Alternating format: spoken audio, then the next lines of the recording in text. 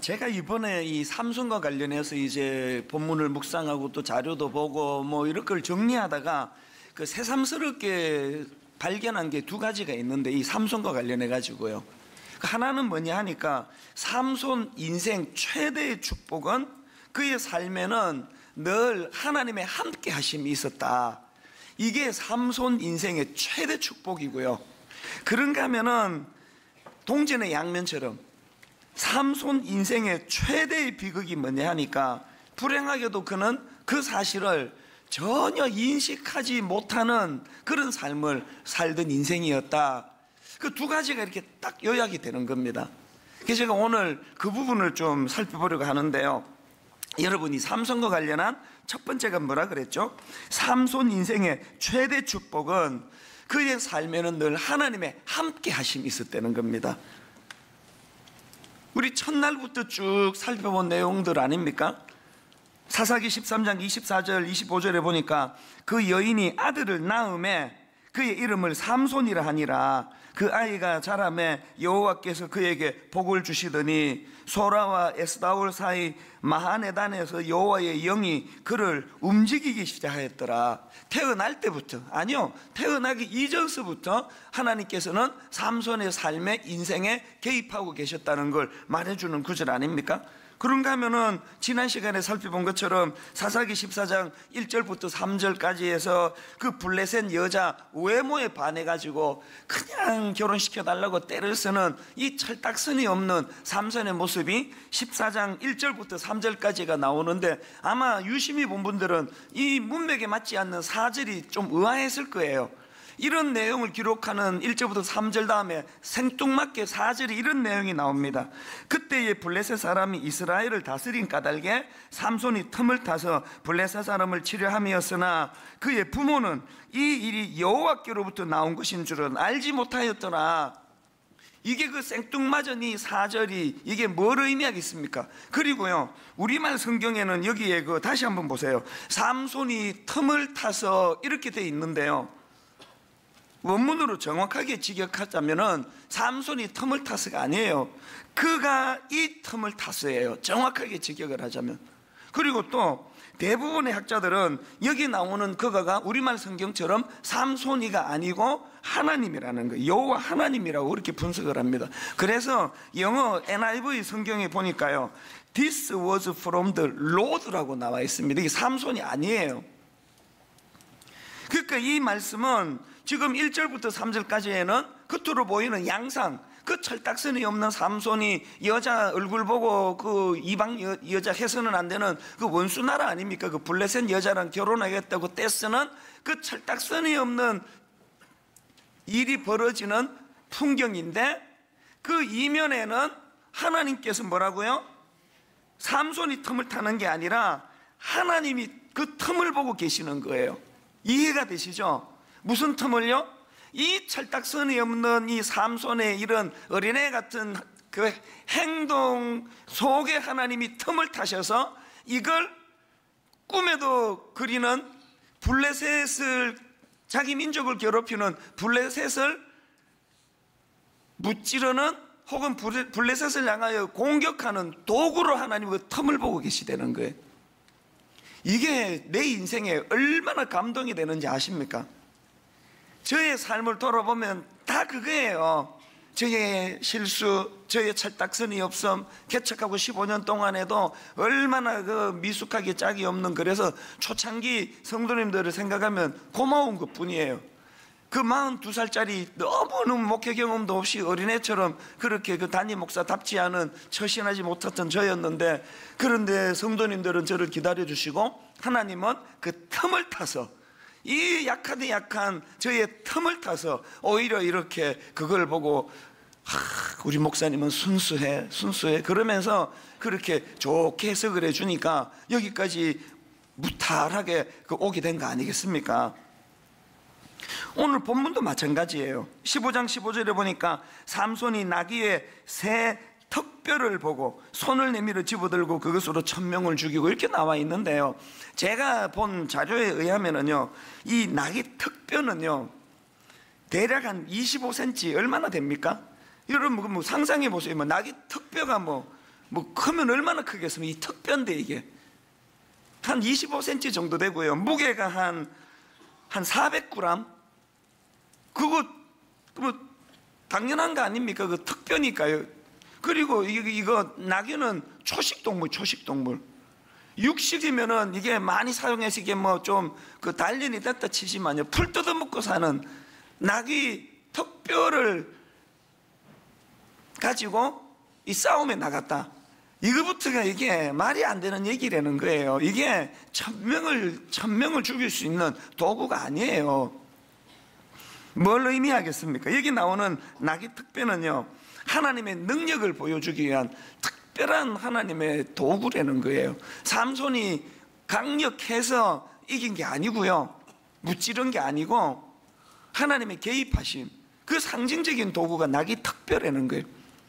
물맷돌도 마찬가지 아닙니까? 여러분, 그 어린애가 그 괴물 같은 거인 골리앗에게 지금 싸움을 걸러 나가는데 그 돌멩이 몇 개 집어가는 거는, 이거는 적절한 도구는 아니에요. 누가 봐도. 뭘 의미합니까? 그가 도전장을 던지면 했던 것처럼 나는 만군의 하나님 여호와 이름으로 나아간다고 하는 그 상징적인 도구가 물맷돌이란 말이에요. 그애 뭐 장난치는 것도 아니고. 근데 그 물맷돌 속에 하나님이 함께 하심이 개입이 되니까 골리앗을 때려 눕히는 기가 막힌 도구가 되는 거예요. 제가 바로 어제 이제 이 송림 본당에서 이게 끝나고 바로 이제 그 드림센터로 건너가 가지고 이제 제가 마음이 너무 이제 뜨거워진 이유가 있습니다.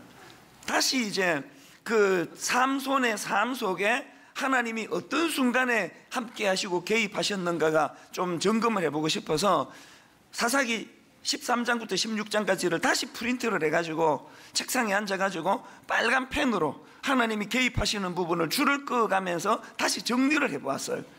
제가 천천히 이거를 그 숙독을 하면서 하나님이 함께 하시는 그 장면마다 빨간 줄을 그어 내려가다가 어제 아침에요, 그게 한 7시 전후가 됐을까요? 너무너무 가슴이 뜨거워지는 거예요. 그 고비고비마다 순간순간마다 하나님이 함께 하시고 하나님이 개입하시고 특별을 통해서 또 그 철딱선이 없는 그 이방 여자에 빠져가지고 헬렐레하는 그 순간조차도 하나님이 그 틈을 비집고 개입하시려고 하는 그 모습이 딱 이게 저의 57년 제 모습인 거예요. 너무 저는 처음에 삼손의 일생을 제가 살펴보려고 어제 말씀을 펴들었다가 마음이 막 너무 뜨거워지는 거예요. 오늘 이 자리에서는 이 영광스러운, 여러분 대한민국의 수많은 목사님들 중에 오늘 이렇게 뜨겁고 어린 애부터 우리 노년에 이르기까지 온 전심을 다하여 하나님을 예배하고 찬양하는 이 현장에 인도하는 목회자로 서고 싶지 않은 목사가 누가 있겠냐고요. 저는 그 특권을 매 이 특세 때마다 누리니 어떻게 된 인생인가 보니까 바로 삼손에게 그렇게 하셨던 것처럼 고비고비마다 하나님이 제 인생에 개입해 주셨다는 거. 그래서 우리는 뭣도 모르고 막 사는 거예요. 뭐 계획 있게 삽니까? 솔직히 우리가 막 되는 대로 막 사는 거 아닙니까? 그냥 뭐 이방 여자가 아니라는 그것만 빼고는 뭐 외모 보고 결혼한 거 뭐 저도 그렇고 솔직히 다 마찬가지 아닙니까? 뭘 알아서 내가 우리 집사람 만나서 2달 24일 만에 결혼했겠냐고요. 외모 보고 했습니다. 그 때문에 또 대가지불도 많이 치르고. 근데 지금 무슨 소리를 하죠 지금? 뭐 뭣도 모르고 그냥 결혼도 그냥 뭐 알고 했습니까? 우리가 뭐 좀 알 정도로 뭐 나이도 든 것도 아니고요. 막 한 거 아닙니까? 그래가지고 또 어떤 분은 또 그것도 뭐 깨지고 뭐 이혼도 하고 아픔도 느끼고 뭐 다 하는 거 아닙니까? 그런데 하나님은 저처럼 그냥 2달 24일 만에 막 결혼했는데 마침 또 이렇게 좋은 여자를 만나가지고 늘 말씀드립니다. 이렇게밖에는 말할 수 없습니다. 저는 이렇게 사는 거는 하나님은 이 틈을 비집고 와서 저에게 가정생활에 은혜를 주시고, 그것도 잘 못 만나가지고 이혼하고 깨지는 아픔을, 쓰라린 아픔을 경험하는 그 틈을 타고 비집고 들어가셔가지고 또 거기에서 하나님은 또 최선의 삶을 살도록 인도해 주시는 거 아닙니까? 물맷돌을 그 다윗이 뭐 자기가 그 양측이니까요. 그 양치는데 그냥 뭐 물맷돌로 이렇게 편하니까 그렇게 연습을 했지, 자기가 뭐 큰 인생의 그림을 그리고 반드시 언젠가 이거 나라를 구하는 데 쓰여질 거라고 그렇게 하고 물맷돌 연습한 거 아니잖아요. 그냥 눈에 보이는 그 급하니까, 그 맹수를 이길 수 없으니까 그렇게 하고 물맷돌 돌렸는데, 하나님은 그 틈을 비집고 들어가셔서 다윗의 그 자기 생업 양 지키는 일에 열심히 했던 그 도구 사이에 하나님이 비집고 들어가셔가지고 나라를 지키는 도구로 그것을 선용하시는 그 하나님. 여러분, 저처럼 집에 가시면요, 사사기 13장부터 16장까지 쭉 한번 읽으면서 삼손에게 어떨 때 개입하셨는가를 점검하면서 여러분 삶에 한번 대입해 보세요. 그런가 하면은 두 번째로, 삼손의 최대 비극이 뭡니까? 삼손 인생의 최대 비극은 그렇게 날 때부터 자기와 함께 개입하시는 그 하나님의 은혜가 자기 인생의 최대 축복인데, 그 사실을 하나님의 임재를 인식하지 못했다는 거, 인식하지 못했다는 거. 오늘 설교 제목이 하나님의 임재를 갈망하라, 이렇게 제가 잡았는데요, 여기 나오는 임재 단어를 풀이해서 설명드리자면, 임재는요, 하나님이 나와 함께 하심을 인식하고 깨닫고 경험하는 걸, 그걸 임재라 그럽니다. 그러니까 하나님이 나와 함께 하심을 내가 그거를 인식하고 살아가는 거, 이게 하나님의 임재를 경험한다, 이렇게 이야기할 수 있는 거거든요. 삼손의 최대 비극이 뭐예요? 인식을 못하는 게, 그걸 하나님이 함께 하심을 인식하지 못하니까 이런 기쁘고, 어제 제가 내 인생에 개입하신 하나님의 임재를 제가 인식하자마자 가슴이 터질 것 같은 감격이, 기쁨이 용솟음 주어올랐다면, 삼손은 이 기쁨이 없었던 거예요. 여러분은 어떠세요?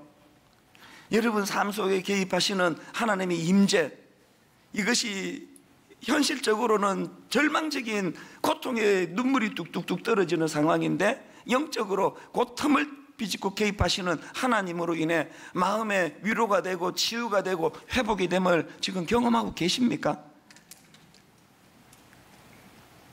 시편 105편 4절에 보면 여호와와 그의 능력을 구할지어다, 그의 얼굴을 항상 구할지어다. 여기 보니까 두 가지를 구하는데, 첫 번째가 그의 능력을 구할지어다, 그리고 바로 이어가지고 그의 얼굴을 구할지어다. 뭐를 의미합니까? 히브리식 표현으로 하나님의 얼굴을 구한다는 건 하나님의 임재를 구한다는 의미예요. 하나님 주시는 손에 드신 떡, 별로 노력도 안 했는데 막 기도해가지고 이것도 응답, 이것도 응답, 이 위기도 피하게 주시고, 이런 기도를 하고 나면 그 다음에 그 떡을 주신 하나님 얼굴을 구한다는 거, 그 하나님의 임재를 같이 구해야 되는데, 우리는 후자는 안 구해요. 떡만 주시면 뭐 이 떡을 누가 줬는지는 중요하지 않아요. 부처님이 주시든지 뭐 알라신이 주시든지 뭐가 중요해요?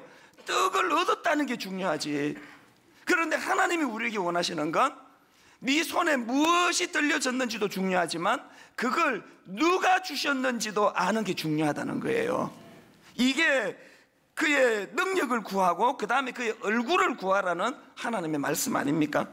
우리가 회개해야 되는 거, 삼손과 비슷한 패턴의 삶을 사는 것. 삼손은 하나님 주신 그의 능력을 활용하는 것에만 관심이 있었지, 그 능력을 주신 원천인 하나님의 임재, 함께 하시는 그 하나님의 얼굴을 구하는 것은 실패했기 때문에 그 풍성한 은혜를 누리면서도 삼손은 별로 행복하지 않은 그런 인생을 보냈다는 거 아닙니까?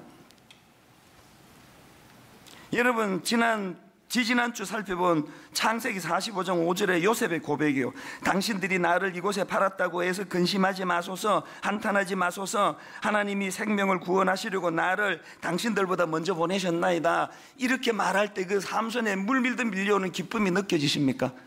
그거 복수하고 그 김정은이처럼 그냥 암살자 보내가지고 형제들 다 죽이고 내 권력을 이제 내가 발휘하고, 이게 행복한 일입니까? 이렇게 하나님의 임재를 고백하면서 넉넉하게 자기 인생 최대의 원수, 내 인생을 망가뜨린 그 배다른 형제들을 향하여, 니들은 나를 망하게 하려고 했지만, 이곳에 팔아버렸지만 하나님은 그 틈을 비집고 들어오셔가지고, 오늘 본문으로 말하면 형제들은 날 팔아버리는 악한 짓을 했지만 하나님은 내 인생 최대 위기의 순간에 그 틈을 비집고 들어오셔가지고 오늘 이런 결과를 가져왔기 때문에 내가 당신들에게 원한 맺힌 게 하나도 없습니다. 그럴 때 용서받은 그 형제도 기뻤겠지만 그렇게 말할 수 있는 그 요셉 당사자가 얼마나 행복했겠습니까? 이게 왜 안 되는 걸까요, 우리는?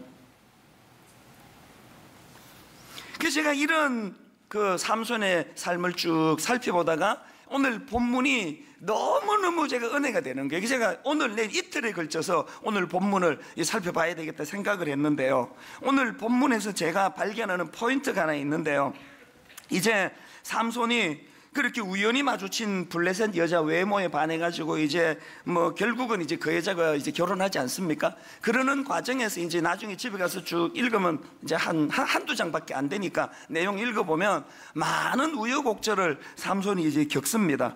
그리고는 지금 본문에서는 자기 동족 유다 사람들 손에 이끌려가지고 블레셋 사람들에게 넘겨지는 절체절명의 위기의 순간 고난을 겪게 됩니다.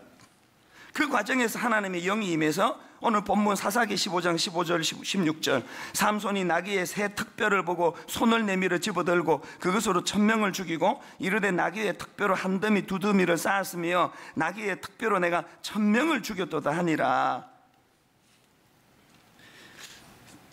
그런데 그 과정에서 제가 주목하는 것은 18절인데요 삼손이 심히 목이 말라 여호와께 부르짖어 이르되 주께서 종의 손을 통하여 이 큰 구원을 베푸셨사오나 내가 이제 목말라 죽어서 할례받지 못한 자들의 손에 떨어지겠나이다 하니 하나님이 레히에서 한 우묵한 곳을 터뜨리시니 거기서 물이 솟아나오는지라 삼손이 그것을 마시고 정신이 회복되어 소생하니 그러므로 이 샘 이름을 엔하골이라 불렀으며 그 샘이 오늘까지 레히에 있더라. 이제 이 엔하골에 대해서는 내일 제가 이제 본격적으로 살펴보기로 하고요, 제가 여기서 발견한 포인트가 하나 있습니다.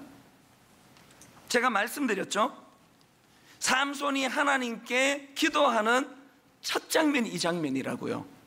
그래서 제가 여기서 발견한 포인트가 뭐냐, 삼손이 겪은 그 고난, 이 고난이 삼손에게 가져다 준 유익이 두 가지가 있더라는 거예요. 고난이 삼손에게 가져다 준 유익 중에 첫째가 뭐냐, 삼손은요 고난을 통해 하나님의 임재를 경험합니다. 18절 처음 하는 하나님께 기도하는 첫 장면이에요. 이게 삼손이 심히 목이 말라 여호와께 부르짖어 이르되, 삼손이 심히 목이 말라 여호와께 부르짖어 이르되, 이게 지금 태어나가지고 지금까지 함께 하셨던 하나님을 인식하지 못하고 하나님께 부르짖지 못하던 삼손이 처음으로 하나님을 인식하고 하나님께 부르짖는 장면이에요.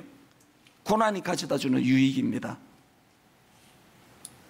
그런가 하면은 두 번째로 발견하는 게 뭐냐, 여러분 삼손은 고난을 통해 드디어 자기가 하나님의 종이라는 것을 인식하는 신분의식을 깨닫게 된다는 것입니다. 18절 삼손이 심히 목이 말라 여호와께 부르짖어 이르되 주께서 주의 종의 손을 통하여 이 큰 구원을 베푸셨사오나, 지금 목말라 죽을 것 같은 고난 속에서 삼손은 처음으로 주의 종이라는 자기 정체성을 지금 드러내고 있다는 사실이에요.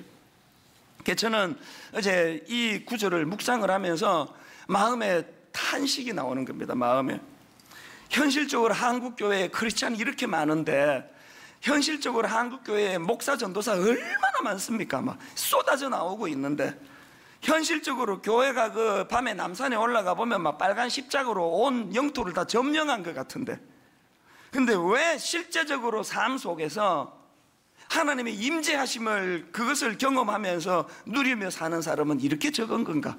여러분 솔직히 우리 다 삼손 아닙니까? 삼손?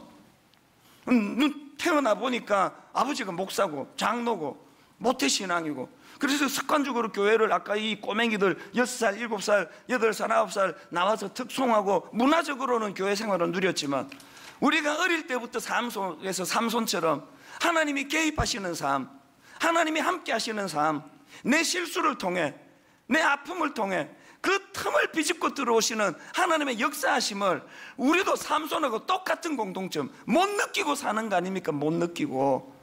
그거 느끼지 못하고 목회하니까 교회가 이렇게 무기력하고, 그거 느끼지 못하고 주석 보고 설교 준비하니까 하나도 흠잡힐 내용은 하나도 없는데 아무런 은혜가 전달되지 않는 거. 여러분 그거 아십니까? 책으로 내면은요 조금도 지장이 없는 내용인데, 그러나 거주마다 설교는요 완전히 다 달라요. 여러분은 못 느끼지만 피아노 연주하는 연주자만이 느끼는 느낌이 있는 것처럼 저만 느끼는 게 있거든요. 하나님의 임재가 그 설교 속에 녹아나면 내용은 하나도 없는데, 어제 우리 그 교육 잔사님이 그런 얘기를 하더라고요. 저는 제 초창기 설교에 대해서 너무 부실하다고 생각하거든요. 그때는 설교도 짧았대요. 자기가 들어보니까 최근에 제 초창기 설교를 들어봤는데 설교 시간도 짧더래요. 한 7, 8분 이렇게밖에 안 되더래요. 왜 그렇게밖에 안 되는지 아십니까? 할 거리가 없어서 그거 말고는 뭐 시간을 더 낼 수가 없는 거예요. 그리고 뭐 설교도 지금 생각하면 그때 설교는 진짜 깊이가 없었으면 중고등부만 해가지고. 근데 그 목사님이 어제 저한테 지적하기를, 목사님 설교를 그때 걸 들어보니까 솔직히 지금처럼 막 이렇게 분량 많고 내용이 세련된 건 아니지만 그 말씀 속에 그 지금과는 또 다른 그런 역동적인 게 느껴지더라고. 그런 얘기를 내가 반성을 좀 했습니다. 설교도요 점점 이제 목회 관록이 커지고 막 세련되게 막 이렇게 잘하는 게 중요한 게 아니고 현장성이에요. 그 설교 속에 개입하시는 성령님의 은혜를 사모하고 갈망하고, 그렇게 성령이 이 특세 때마다, 매 특세 때마다 느끼는 게 바로 그 현장성이거든요. 그래서 제가 어제 이렇게 성도들 숫자는 많은데, 십자가를 통하여 구원받는 사람은 많은데 왜 이렇게 우리는 하나님의 임재를 잘 느끼지 못하고 신앙생활을 하는가? 여러분 삶 속에서 하나님의 임재가 잘 느껴지지 않고 무늬만 크리스찬이고 뭐 임재가 뭔지도 모르고 위기 속에 개입하시는 하나님이 뭔지 한 번도 경험하지 못하고, 그러면요 차라리 고난을 구하세요. 고난을 차라리. 하나님 고난만 피해 다니느라고 하나님의 고난 속에 임하시는 하나님의 임재를 맛보지 못하신다면 차라리 고난을 구하시라고. 고난을. 왜? 삼손 보니까 목이 가래 죽을 것 같은 자기 힘으로 1000명은 죽일 수 있지만, 외부의 적은 1000명은 죽일 수 있지만 내부의 목마름은 해결할 수 없는 인생의 이 비참함을 깨달을 때, 그때야 비로소 하나님께 부르짖고 하나님의 임재를 경험하게 된 걸 보니까, 죄송하지만요 어제 저는 정말 마음으로 사모한 거 이거예요. 너무너무 죄송하지만 하나님 우리 성도들에게 필요하다면 기꺼이 고난을 주시기 원한다. 고난을. 아버지, 이놈의 설교라는 게 맨날 고난 피하는 방법이나 가르치고, 고난 피하는 방법이나 가르치고, 광야 피하는 방법이나 가르치고, 그러다가 보니까 그냥 굉장히 매끌매끌한 목회는 이루어지는지 몰라도 고난을 통과하지 못한 자들이 삼손과 같은 임재가 뭔지도 모르고 교회를 다니는 이런 꼴이 된 것 같아서, 하나님 우리 성도들에게 필요하시다면 고난을 아버지 하나님 허락하여 주시기 원합니다. 그런가 하면은 어제 제 마음에 불타오르듯 떠오르는 소원이 뭔지 아십니까? 이미 여기 고난 중에 계신 분이 계세요. 너무너무 힘들고 숨이 막히는 고난 중에 계신 분들이 마음에 막 떠오르면서, 하나님 우리 성도들 중에 지금 고난 중에 있는 성도, 기왕 눈물이 쏟아지는 고난 가운데 빠져 계시다면 하나님 저들이 고생은 고생대로 하고 삼손처럼 임재의 기쁨은 여전히 못 누리는 비참한 결과가 아니라, 기왕 우리 성도 중에 고난 중에 있다면 아버지 그 고난이 삼손처럼 하나님의 임재를 회복하는 도구가 되게 하여 주시옵소서. 기왕 고난 중에 있다면 고난 중에 있는 그 고난을 통해서 신부르시, 나는 망할 수 없는, 난 절대로 망하지 않는 하나님의 사명을 받은 사명자라는 사실을 오늘 저들이 눈물 가운데, 눈물 속에, 그들의 고난 속에 이 사실을 좀 깨닫게 되기를 원합니다. 오후에 마음이 막 계속 뜨거워졌어요. 한편으로는 너무 냉랭하게 신앙생활하는 분들에게는 아버지 고난을 좀 주세요. 오죽하면 이런 생각을 하겠습니까? 아버지 좀 고난이 좀 필요합니다. 목회자들도요, 고난을 통과하지 않고 목회하기 때문에 약해 빠진 거예요. 약해 빠진 거. 내가 보면은 저를 위시해서 목사들 중에 악한 사람은 그렇게 많지 않아요. 여러분 생각보다 그렇게 악한 사람은 많지 않아요. 약해 빠진 목사들이 너무 많은 게 한국교회의 비극 아닙니까? 왜? 고난을 경험해 봤어야지. 고난을. 너무너무 약한 목사들이 목회를 하니까 너무너무 약한 성도들을 양산하고 있는 이 꼴을 한번 보세요. 이게 역장이 무너지는 거 아닙니까? 그래서 제가 어제 오후에 자리에 앉아 있는데요, 요 근래에 자꾸 이 찬양을 제 마음에 주시는데요, 주님여 이 손을 꼭 잡고 가소서, 약하고 피곤한 이 몸을 폭풍의 흑암 속 해치사 빛으로 손잡고 날 인도하소서. 자꾸 울컥울컥 하더라고요. 하나님, 주님여 날 도와주소서라고 절규하는 저 찬양 첫마디가 주님여 이 손을 꼭 잡고 가소서. 누가 이렇게 부르짖느냐고요? 삼손을 보니까 폭풍의 흑암 속에 빠진 사람, 앞이 캄캄해서 내 인생은 이제 어떻게 되는 거야 이거? 우리 가정은 이제 어떻게 되는 거야 이거? 너무너무 막막하고 폭풍의 흑암 속 같은 그 인생을 걸어가는 사람들만이 주님여 이 손을 꼭 잡고 가소서, 주님여 이 손을 꼭 잡고 가소서. 약하고 피곤한 이 몸을. 오늘 여기에 그저께도 저를 찾아오고, 화요일 아침이에요. 오후에요. 여기서 이제 드림센터로 건너가가지고 설교 준비하려고 이제 드림센터를 건너가서 또 순장반 끝내고, 화요일 한 그때가 2, 3시 됐을 거예요. 막 너무너무 피곤이 몰려와가지고 안 되겠다 해가지고 이제 집에 가서 내가 한숨 자고 와야 되겠다 그러고 이제 엘리베이터를 눌렀습니다. 문이 딱 열리는데 어떤 권사님 한 분이 나오시고, 나는 엘리베이터로 들어가고 인사하고 들어가는데 문 닫기도 전에 목사님 그 제가 엘리베이터를 그 열림으로 눌러놓고 왜 그러시느냐 그랬더니, 목사님 좀 만날 수 없습니까? 지금 결혼한 딸이 애 하나 데리고 지금 지하 주차장에서 기다리고 있는데 목사님 좀 만날 수 없습니까? 날짜를 제가 잡아가지고 그럼 알려드리겠습니다. 그렇게 하고 엘리베이터 단축에 손이 안 떼지는 거예요. 머리가 막 갈등이 돼서 아마 그 권사님이 목사님 표정이 이상하다 그랬을 거예요. 제가 순간적으로 막 이제 너무 피곤하니까 다음으로 미루고, 다음에 만나자고, 그리고 여기 사무실에 가서 좀 연락처 남겨주시라 그래야 되나? 지금 뭔 일로 지금 딸이 너무너무 힘들어 지하에서 기다리고 있다는데 만나야 되나? 이게 막 계속 혼란이 와가지고 멍한 상태로 그랬습니다. 그러다가 지금 좀 바로 올라오라 그러세요. 그러고 도로방으로 사무실로 들어갔습니다. 좀 있다가 이 권사님의 딸이 어린 애를 하나 데리고 왔는데 억장이 무너지는 이야기를 풀어놓는 거예요.